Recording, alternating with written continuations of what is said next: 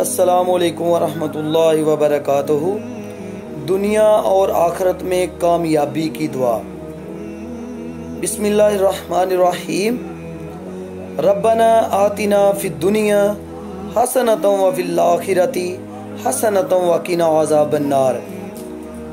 ऐ मेरे अल्लाह, हमें दुनिया में भी भलाई अता फरमा और आखिरत में भी भलाई अता फरमा और हमें आतिशे दोज़ख के अजाब से बचा।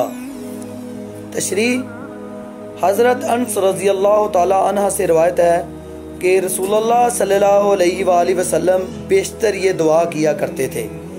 इसमें अल्लाह ताला से दुनियावी ज़िंदगी में भी और आखिरत की कभी ख़त्म ना होने वाली ज़िंदगी में भी भलाई मांगी गई है।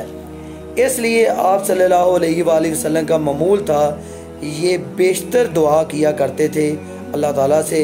और आप भाइयों से भी यही अपील है कि इस दुआ को लाजम करार कर लें अपनी ज़िंदगी में। उठते बैठते जब भी मौका मिले इस दुआ को लाजमी पढ़ा करें। इसमें आपके लिए दुनिया की भी भलाई है और आखिरत में भी कामयाबी है। सुबहान अल्लाह, जज़ाकल्लाह।